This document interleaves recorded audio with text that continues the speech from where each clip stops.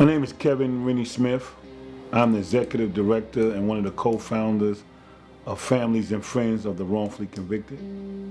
Well, in 2012, I was released from prison and I ran into Derek Hamilton. I feel violated, humiliated, most of all, I stand here today without my mother and father who died throughout my incarceration. And he asked me to assist him and come aboard and help, fight the injustice that was done to him, and he knew that was done to me as well. So I thought about it for a while, and then I said, sure, I would come and help.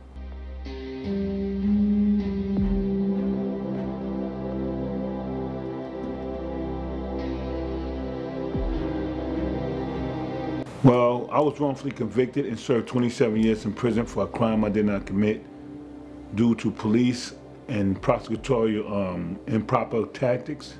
There's a detective by the name of Louis Scarcella out of Brooklyn. He falsified a report which stated that I was involved with a homicide.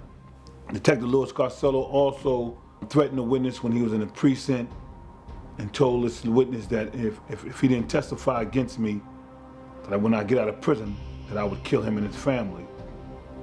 Prosecutor ADA Paul Burns was the lead prosecutor in my case.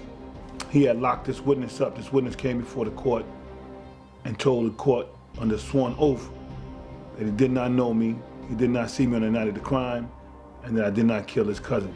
ADA Paul Burns didn't like that statement.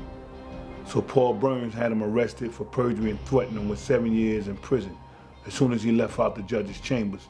The witness lawyer at that time asked the court for Paul Burns to inform him what he was going to do with his client. Paul Burns lied and told him that he was just going to take him to criminal court and pay a fine that the witness had owed at that time, but when he left out of the judge's chamber, he locked him up for perjury and had some police officers from the 81st Precinct where they kept him there for 4 to 5 days. Detective Louis Scarcella was one of the police officers who constantly came to the precinct trying to get the witness to testify, threatening him and all kind of things. And they told him if you didn't change your story that, you wasn't coming out that hole and that you was going to jail for 7 years. A judge recently granted Cruz's legal team a new hearing to determine if his conviction should be thrown out. In March, the retired detective who worked Cruz's case, Louis Scarcella, took the stand. Over a dozen Scarcella cases from the 1990s have recently had convictions overturned.